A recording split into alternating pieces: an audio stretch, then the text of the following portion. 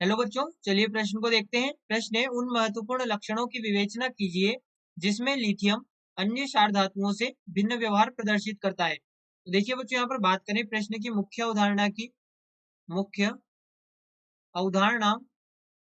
तो देखिए पहले तो यहाँ पर ये समझिए कि ये यहाँ पर असामान्य व्यवहार जो है या फिर भिन्न व्यवहार प्रदर्शित क्यों करता है। तो यहाँ पर हम बात करें कारण की, तो बच्चों पहला कारण तो यहाँ पर होता है लिथियम प्लस आयन का छोटा आकार, लिथियम प्लस आयन का छोटा आकार। दूसरा, यहाँ पर जो लिथियम हमारे पास में है, इसकी उच्च ध्रुवण क्षमता उच्च ध्रुवण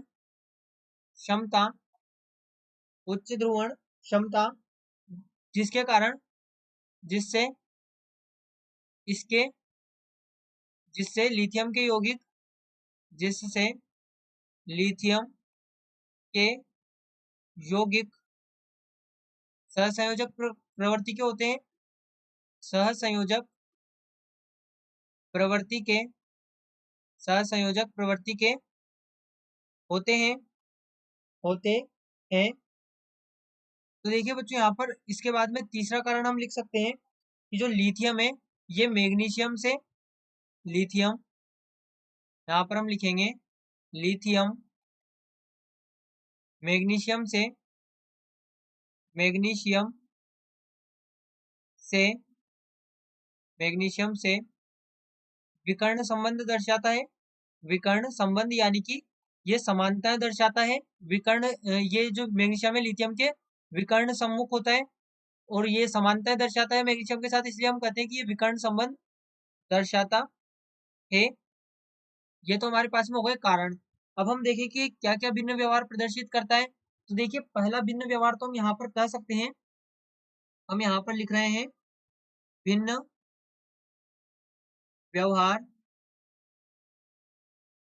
तो देखिए पहला भिन्न व्यवहार तो यहाँ पर प्रदर्शित करेगा कि जो लिथियम है, लिथियम अत्यधिक कठोर धातु है, अत्यधिक कठोर धातु है या फिर अत्यधिक कठोर है। इसका इसका गलनांक एवं क्वथनांक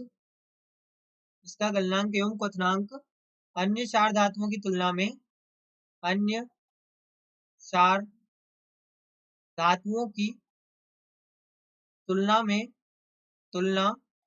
में अधिक होता है। इसके बाद में देखिए दूसरा यहाँ पर भिन्न व्यवहार देखें तो लिथियम की जो अभिक्रियाशीलता है अन्य क्षार धातुओं से अधिक होती है। लिथियम की अभिक्रियाशीलता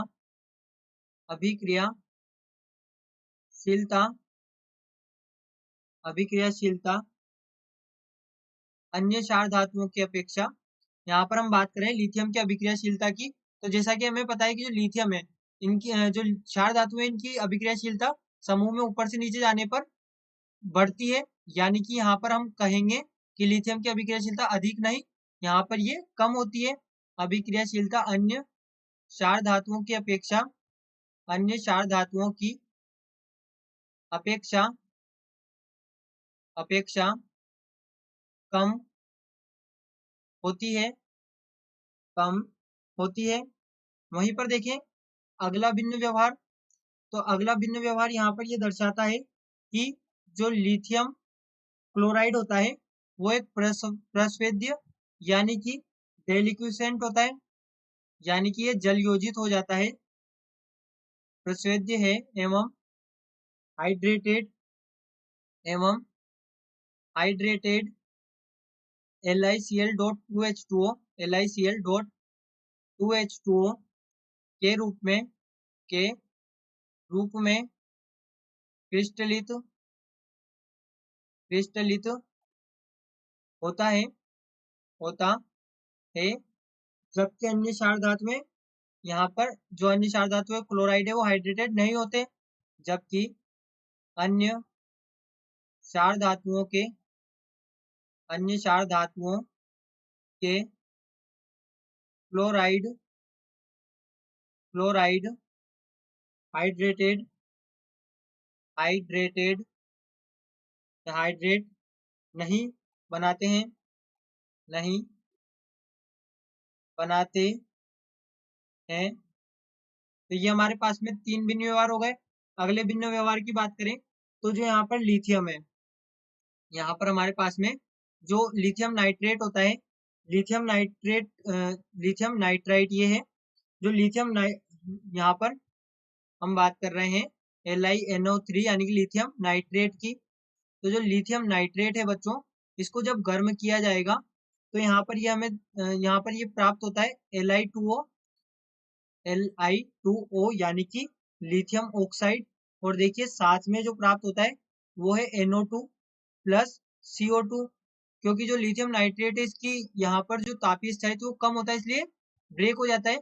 लेकिन जो अन्य चार धातु है, मान लीजिए जैसे सोडियम नाइट्रेट है, तो सोडियम नाइट्रेट को जब गर्म किया जाएगा तो ये यहाँ पर नाइट्राइट बना लेता है, ये यहाँ पर नाइट्राइट बना लेता है और साथ में ऑक्सीजन निष्कासित करता है, साथ में ये ऑक्सीजन निष्कासित करता है। अब इसके बाद में देखिए बच्चों, यहाँ पर अगला भिन्न व्यवहार देखें तो अगला भिन्न व्यवहार यहाँ पर है कि अन्य चार धातुओं की अपेक्षा, अन्य चार धातुओं के जो फ्लोराइड है उनकी अपेक्षा यहाँ पर लिथियम के जो फ्लोराइड और ऑक्साइड है वे कम विलेय होते हैं।